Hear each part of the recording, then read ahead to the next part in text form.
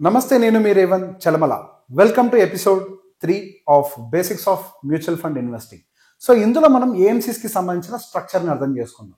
So చాలా మందికి ఉండేటువంటి ఒక డౌట్ ఏంటి, అరే నేను మ్యూచువల్ ఫండ్స్లో పెట్టుబడి పెడితే ఆ మ్యూచువల్ ఫండ్ కంపెనీ దివాలా తీస్తే ఎట్లా, అసలు మ్యూచువల్ ఫండ్ కంపెనీ ఏంటి, వాడు ఎట్లా రన్ చేస్తాడు, అసలు మ్యూచువల్ ఫండ్స్ నేను ఎట్లా నమ్మాలి, ఇవి ఎన్నో ప్రశ్నలు తిరుగుతూ ఉన్నాయి.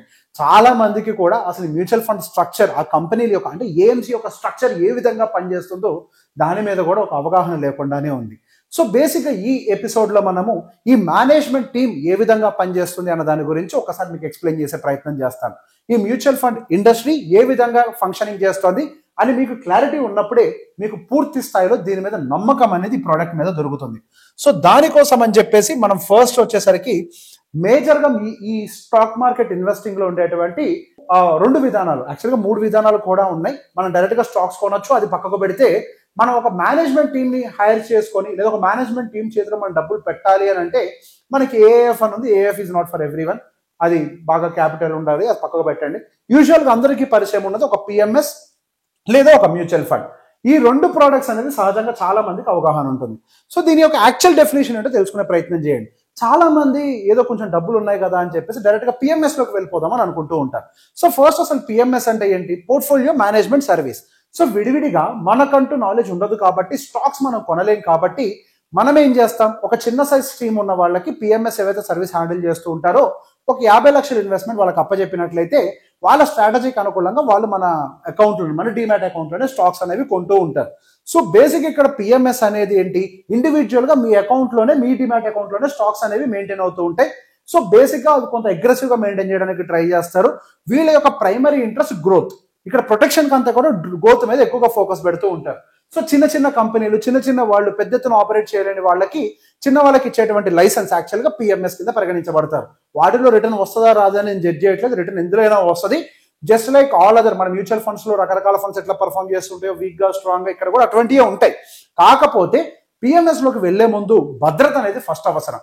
మనకి లైఫ్ లో కావాల్సినటువంటి టార్గెట్స్ కి, గోల్స్ కి, బాధ్యతలకి సరిపడే డబ్బులన్నీ కూడా ఒక సెక్యూర్డ్ ప్లేస్, అంటే మ్యూచువల్ ఫండ్స్ లాంటి వాటి సెక్యూర్డ్ ప్లేస్ లో మన ఇన్వెస్ట్మెంట్స్ ఉన్న తర్వాత వెల్త్ క్రియేషన్ కోసం పిఎంఎస్ ఆప్ చేసుకుంటే పర్ఫెక్ట్ గా సెట్ అవుతుంది.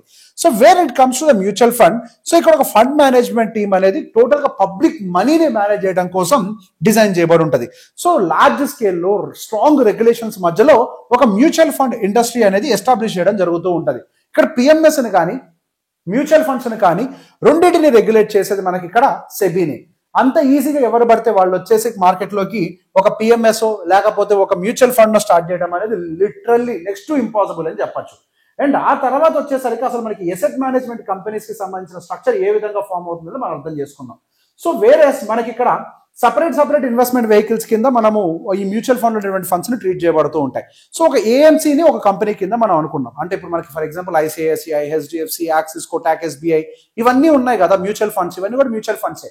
వైటోక్ అని ఉంది, జేఎం ఫైనాన్షియల్స్ అని ఉంది, బంధన్ ఉంది, బ్యాంక్ ఆఫ్ ఇండియా, క్వాంట్, ఇటువంటి ఎన్నో కంపెనీస్ ఉన్నాయి. సో వాటన్నిటిని కూడా అసెట్ మేనేజ్మెంట్ కంపెనీస్ అని అంటాం. ఆ అసెట్ మేనేజ్మెంట్ కంపెనీ ఏం చేస్తుంది, ఇన్వెస్ట్మెంట్ వెహికల్స్ ని బయటికి పంపుద్ది. అవే funds, small cap, mid cap, large cap, XYZ, ఎన్ని రకాల ఫండ్స్ ఉన్నాయి కదా, వాటిని ఇన్వెస్ట్మెంట్ వెహికల్స్ కింద పరిగణించబడి వాళ్ళు బయటికి వాటిని రిలీజ్ చేస్తూ ఉంటారు. సో ప్రతి ఒక్క స్కీమ్ కి ఒక ఫండ్ మేనేజర్ అనేవాళ్ళు డెడికేటెడ్ గా ఉంటారు. సో ఫండ్ మేనేజర్ యొక్క బాధ్యత ఏంటి? సో బేసిక్ గా ఇక్కడ గ్రూప్ ఆఫ్ పీపుల్ అందరూ కలిసి నమ్మి కొన్ని వేల కోట్ల రూపాయలు ఈ ఫండ్ లో పెట్టుబడి పెట్టారు కాబట్టి వాళ్ళకి నేను మంచి రిటర్న్స్ ఇవ్వాలి అనే ఒక బాధ్యతతోటి వాళ్ళు స్టాక్స్ ని పిక్ చేసే ప్రయత్నం చేస్తారు. ఇక్కడ ఎవరికి నచ్చినట్టుగా వాళ్ళు వర్క్ చేయడానికి కుదరదు. సో బేసిక్ గా సెబీ సర్టన్ రూల్స్ ని రెగ్యులేట్ చేసి పెట్టింది. వాటికి సంబంధించి కూడా తర్వాత మాట్లాడుకుందాం. ఆ రూల్స్ కి అనుకూలంగా మాత్రమే ఆ ఫండ్ మేనేజర్ యొక్క బిహేవియర్ ఉండాలి. అడ్డగోలుగా కొంటాను చేస్తాను అంటే ఇక్కడ ఎటువంటి అవకాశాలు లేవు. సో బేసిక్ ఇంకొకటి ఏంటి, each scheme should be viewed by a portfolio with specific investment objective. So ప్రతి ఒక్క స్కీమ్ కి ఒక స్పెసిఫిక్ ఇన్వెస్ట్మెంట్ ఆబ్జెక్టివ్ ఉంటుంది. నేను చాలా మందికి ఇదే విషయం చెప్తాను. మీరు పెట్టుబడి పెట్టేటప్పుడు ఏదో దాని యొక్క పాస్ట్ రిటర్న్స్ చూసి ఇన్వెస్ట్మెంట్ పెడుతూ ఉంటారు. మనం చూడాల్సిన విధానం కాదు, అక్కడ ఆ ఫండ్ మేనేజర్ కి సంబంధించో, ఆ ఏఎంసీకి సంబంధించో ఒక ఓవర్ వ్యూ ఉంటుంది, ఒక ఆబ్జెక్టివ్ ఉంటుంది, మనం దాన్ని అర్థం చేసుకోవాలి అని. సో బేసిక్ గా ఫర్ ఎగ్జాంపుల్ క్వాంట్ ఉంది అనుకోండి, వాళ్ళు అగ్రెసివ్ గా బై చేస్తూ ఉంటారు, వాళ్ళు గ్రోత్ వైపు గా ఫోకస్ చేస్తూ ఉంటారు. ఇంకొక ఏఎంసీ ఉంది అనుకోండి, వాళ్ళు వాల్యూ పికింగ్ వైపు ఫోకస్ చేస్తారు. ఇంకొక ఏఎంసీ గ్రోత్ వైపు కాంట్రాస్ట్ స్టైల్ ఫిక్స్ చేస్తూ ఉంటారు. సో ఒక్కొక్క ఫండ్ మేనేజర్ కి ఒక్కొక్క ఏఎంసీకి ఒక్కొక్క ఫిలాసఫీ ఉంటుంది. దాన్ని బట్టి మీకు అది సూటబుల్ అవుతుందా లేదా. సో ఆబ్జెక్టివ్ ఏంటి, ఇప్పుడు ఫర్ ఎగ్జాంపుల్ కొంతమందికి ఏంటి, నాకు వాలటాలిటీ వద్దు, నాకు సేఫ్ గా ఉండాలి ఆ ఇన్వెస్ట్మెంట్స్ అనుకుంటే మీరు ఆబ్జెక్టివ్ చదివితే మీకు అర్థమైపోద్ది, ఓకే ఈ ఫండ్ లో ఎటువంటి వాలటాలిటీ ఉంటుందో అందులో అర్థమైద్ది. అంటే ఫర్ ఎగ్జాంపుల్ ఎటువంటివి ఉంటాయి మనకి, కన్జర్వేటివ్ హైబ్రిడ్ ఫండ్స్ ఇటువంటివన్నీ తక్కువ వాలటాలిటీ తోటి ఎఫ్డి కంటే బెటర్ రిటర్న్ ఇస్తూ ఉంటాయి. లేదు నేను బాగా అగ్రెసివ్గా ఉంటాను, మంచి రిస్క్ తీసుకుంటాను అంటే ఆబ్జెక్టివ్ చదివితే స్మాల్ క్యాప్ అని కనిపించేస్తుంది. స్మాల్ క్యాప్ అవ్వచ్చు, థిమాటిక్ అవ్వచ్చు, సెక్టోరియల్ అవ్వచ్చు. సో బేసిక్ ఆబ్జెక్టివ్ అనేది ఫస్ట్ మనం చదవాలి. ఆబ్జెక్టివ్ చదవకుండా మ్యూచువల్ ఫండ్ లో మనం పెట్టుబడి పెట్టకూడదు. ఆబ్జెక్టివ్ ఏంటి, మనం ఏం చేస్తున్నాము, ఏం చేయబోతున్నామో వాళ్ళు చెప్పేది అక్కడ. మేము దేనికోసం పని చేస్తున్నామో మనకు తెలియాలి కదా. ఆ ఫండ్ ఎందుకు పనిచేస్తుందో తెలియకుండా మనం పెట్టుబడి పెట్టినట్లయితే అన్నెసరీ రిస్క్ లో మనమే కదా ట్రాప్ అయ్యేది. సో సాధ్యమైనంత వరకు ఆబ్జెక్టివ్స్ ఐడెంటిఫై చేసే ప్రయత్నం చేయండి. సో ఇక్కడ అసలు మనం మ్యూచువల్ ఫండ్ ఇండస్ట్రీకి సంబంధించిన స్ట్రక్చర్ ని మాట్లాడుకుంటాం. ఈ మ్యూచువల్ ఫండ్ ఇండస్ట్రీలో మీకు ఇక్కడ రకరకాల ఏఎంసీలు కనబడుతున్నాయి కదా. ట్రస్ట్ మ్యూచువల్ ఫండ్ అవ్వచ్చు, అగైన్ బంధన్, ఎక్స్ప్రెస్, చాలా మ్యూచువల్ ఫండ్స్ ఉన్నాయి కదా. సో బేసిక్ ఇక్కడ ఆ మ్యూచువల్ ఫండ్ కంపెనీస్ ఏ విధంగా ఫామ్ అవుతాయి అనేది ఇక్కడ మనం అర్థం చేసుకుందాం. సో ఫస్ట్ ఎప్పుడైనా సరే ఒక స్పాన్సర్ అని ఉంటారు, ఒక ఫండ్ స్పాన్సర్ ఉంటాడు. సో ఆ ఫండ్ స్పాన్సర్ ఏం చేస్తారంటే ఒక ఏఎంసీని ప్రమోట్ చేయడం మొదలు పెడతాడు, అంటే ఒక ఏఎంసీని సెలెక్ట్ చేయడానికి ట్రై చేస్తాడు. సో ఈ ఫండ్ స్పాన్సర్ ఏం చేస్తాడు, ఇక్కడికి వచ్చి ఒక ట్రస్ట్ కంపెనీని ఫామ్ చేస్తాడు. సో ఇక్కడ ఒక ఫండ్ స్పాన్సర్ వచ్చేసి ఒక బోర్డ్ మెంబర్స్ అంటే ట్రస్టీస్ ఉంటారు కదా. ఇక్కడ బేసిక్ గా ఇక్కడ ప్రైవేట్ లిమిటెడ్ కంపెనీ లాగా ఉండదు అనమాట, ట్రస్ట్ కింద ఫార్మేషన్ జరుగుద్ది. సో బేసిక్ గా ట్రస్ట్ బోర్డుకి మళ్ళీ ట్రస్టీస్ ఉండాలి కదా, ఆ ట్రస్టీస్ ని అపాయింట్ చేస్తారు. సో బేసిక్ ఈ రెండింటిని వీళ్ళందరినీ కూడా సెబీ వాళ్ళ రెగ్యులేషన్స్ అనుకూలంగా ఉన్నారా లేదా అనేది మానిటర్ చేస్తూ ఉంటుంది. సో ఇక్కడ జరిగేటువంటి ఏ ఫార్మేషన్ అయినా సెబీ రెగ్యులేషన్ కి అనుకూలంగా మాత్రమే ఉంటాయి. ఇందులో ఫార్మేషన్ చేసేటప్పుడు కూడా చాలా నియమాలు ఉంటాయి. ట్రస్ట్ బోర్డులో ఎలాంటి వాళ్ళు ఉండాలి, వాళ్ళ మీద ఏమైనా కేసులు ఉంటే ఎటువంటి చర్యలు ఉంటాయి, వాళ్ళ మీద ఏమైనా ఫైనాన్షియల్ ఫ్రాడ్స్ ఆల్రెడీ ఎగ్జిస్టింగ్ గా ఉంటే ఎటువంటి చర్యలు ఉంటాయి, అసలు ఎటువంటి వాళ్ళు ఎంట్రీ ఉండాలి, ఎటువంటి పరిస్థితులు వాళ్ళని బయటికి పంపించేయాలి, ప్రతి దానికి ప్రీ డిఫైన్డ్ రెగ్యులేషన్స్ ఉంటాయి. ఇది నా కంపెనీ నాకు నచ్చినట్టుగా రన్ చేస్తానంటే కుదరదు, అక్కడ రెగ్యులేషన్స్ ఉంటాయి. రెగ్యులేషన్స్ కి అనుకూలంగా మానిటర్ చేసేదే మనకి సెబీ అనమాట. సో బేసిక్ ఇక్కడ రోల్ ఆఫ్ ద ట్రస్ట్ ఏంటి అని అంటే, సో బేసిక్ ఇది ఇన్వెస్టర్స్ యొక్క ఇంట్రెస్ట్ ని ప్రొటెక్ట్ చేయడం. సో బేసిక్ ఇక్కడ డబ్బులు అనేవి పబ్లిక్ అకౌంట్ నుంచి వస్తూ ఉంటాయి, అదొక పబ్లిక్ పూల్ ఆఫ్ మనీ కాబట్టి ఆ పబ్లిక్ పూల్ ఆఫ్ మనీని పబ్లిక్ ఇంట్రెస్ట్ అనుకూలంగా రన్ చేసే విధంగా ఆ బోర్డ్ ఆఫ్ ట్రస్టీ పీపుల్స్ దాన్ని చూడడం వారి యొక్క బాధ్యత. అంటే డబ్బులు నష్టపోకుండా లెసర్ వాలటాలిటీ కావచ్చు, అసలు ఫ్రాడ్స్ లేకుండా ఉండే ప్రయత్నం చేయటం అవ్వచ్చు, ఎటువంటి సినారియో అయినా కానీ ప్రజల యొక్క డబ్బులకి పెద్ద ఇబ్బందులు కాకుండా దాన్ని మేనేజ్ చేయడమే ఈ ట్రస్టీస్ యొక్క బాధ్యత. సెబీ యొక్క బాధ్యత ఏంటి, ఒక ఆపరేషనల్ ఫ్రేమ్వర్క్స్ తయారు చేయడము, రూల్స్ తయారు చేయడము, రెగ్యులేషన్స్ తయారు చేయడము, వాటికి అనుకూలంగా వీళ్ళందరూ ఫాలో అవుతున్నారు లేదా చెక్ చేయడము సెబీ యొక్క బాధ్యత. సో నెక్స్ట్ వచ్చేసరికి మనకి structure of the mutual fund AMCs compliances. So basic management and their compliances. So the trust in the consultation with the fund sponsor appoints asset management company. So ఇందాక నేను చెప్పాను కదా, trust ఏం చేస్తుంది, trust వచ్చేసరికి fund sponsor యొక్క కన్సల్టేషన్ తోటి అసెట్ మేనేజ్మెంట్ కంపెనీ ఫార్మేషన్ చేసింది. సో ఇప్పుడు ఏఎంసీ ఏం చేస్తుంది, ఏఎంసీ అనేది మనం పెట్టేటువంటి డబ్బులకి ఇన్వెస్ట్మెంట్ మేనేజర్ కింద పనిచేస్తూ ఉంటుంది. So they are responsible for running our funds. మనం పెట్టేటువంటి ఫండ్స్ ఏవైతే పెట్టుకున్నామో వాటిని ప్రాపర్ గా రన్ చేసేటువంటి బాధ్యత ఏఎంసీ యొక్క పని. ఫండ్ స్పాన్సర్ వస్తాడు, ఆయన ఏఎంసీని ఎస్టాబ్లిష్ చేస్తాడు, ఆ ఏఎంసీ జనాల యొక్క డబ్బులు మేనేజ్ చేస్తూ ఉంటుంది.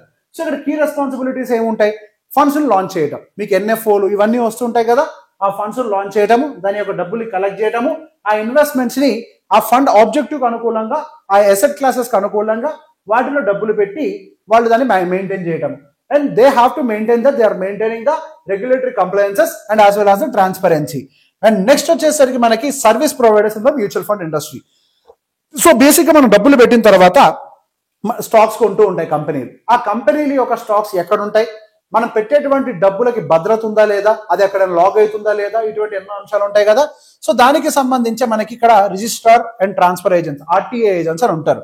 ఫర్ ఎగ్జాంపుల్ మనకి క్యామ్స్ అండ్ కేఫిన్టెక్ అని అంటూ ఉంటాం ఇక్కడ. సో బేసిక్ గా వాళ్ళు ఏం చేస్తారని అంటే manages all the investors related activities. మీరు కొన్నా అమ్మినా దానికి సంబంధించినటువంటి ప్రతి ఒక్క యాక్టివిటీని క్యామ్స్ అండ్ కేఫిన్టెక్ లో రికార్డ్ అవుతూ ఉంటుంది. వాళ్ళిద్దరు కలిసి ఎస్టాబ్లిష్ చేసింది ఎంఎఫ్ సెంట్రల్. మీకు ఎంఎఫ్ సెంట్రల్ లోకి వెళ్ళా కానీ మీరు ఏ యాప్లైనా కొనండి అమ్మండి, అవన్నీ కూడా ఎంఎఫ్ సెంటర్ లో కనబడుతూ ఉంటాయి ఇలానే. అండ్ ఇష్యూస్ ఏమైనా ఉన్నాయి కానీ ఫోలియోలో, అండ్ మీకు సంబంధించినటువంటి హోల్డింగ్స్ అన్నింటిని ట్రాక్ చేయడం, అండ్ అవసరమైతే మీ యూనిట్స్ ఎవరికైనా ట్రాన్స్ఫర్ చేయాలంటే దానికి సంబంధించినటువంటి ఫెసిలిటీస్ని వాళ్ళు ప్రొవైడ్ చేస్తూ ఉంటారు ఆర్టీఎస్.